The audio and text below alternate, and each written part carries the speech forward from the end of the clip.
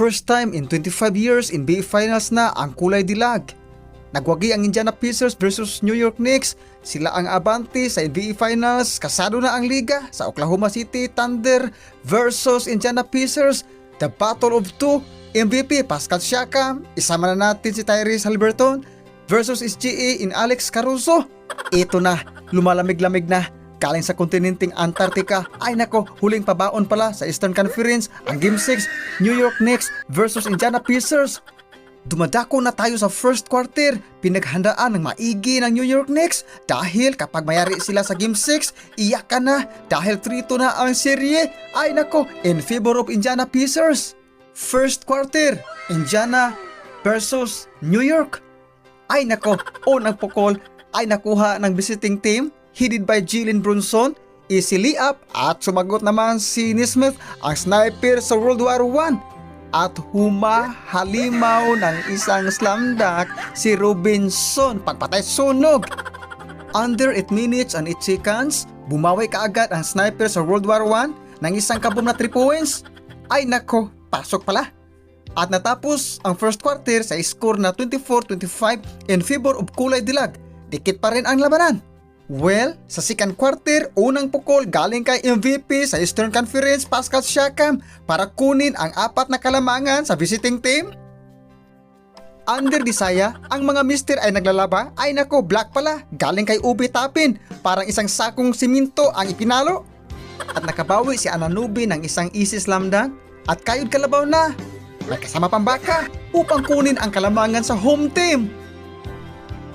Pero hindi pa huli si gunman. Ay Tyrese Haliburton pala. Tumira ng 3 points na pasok upang lumubo ang kalamangan sa 40-37. Tatlo ang hahabulin ng New York Knicks.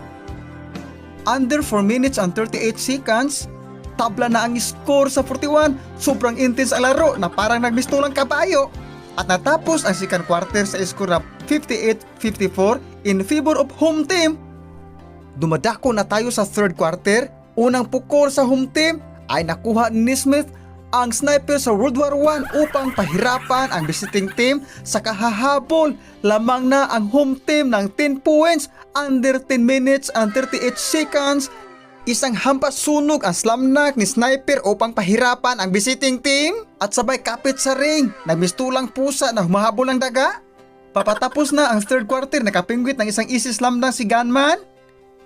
At lumubo na ang kalamangan sa Indiana Pacers. Ang New York Knicks ay naghahabol. Tinabakan sila sa score na 92-77 in favor of home team.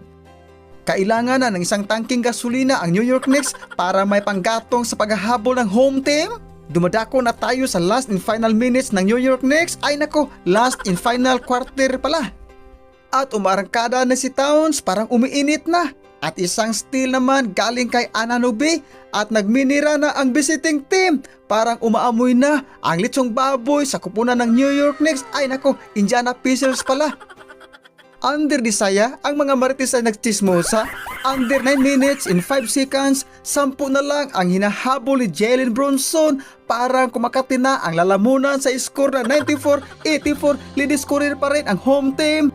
Isang nakaaantig puso ang ginawa na smooth floater ni gunman para maibalik sa lubo ang kalamangan sa score na 92-106 in favor pa rin sa kulay dilag. At nagpakita na naman si Tyrese Haliburton ng kanyang pangwalis na 3 points at hindi na kinaya ng New York Knicks ang hiningal sa kahahabol. Nagmistulang suntok sa hangin ang Game 6 dahil natalo sila sa Indiana Pacers.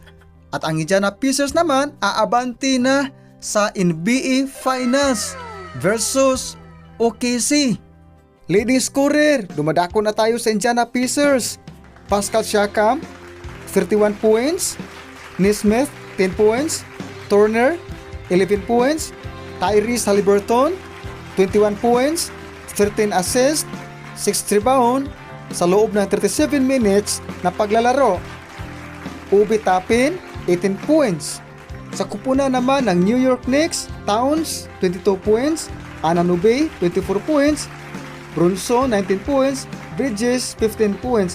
At nayari sila sa Game 6 ng Indiana Pacers. Ang Indiana Pacers abanti na para sa NBA Finals. Ang kanilang kalaban ay ang OKC.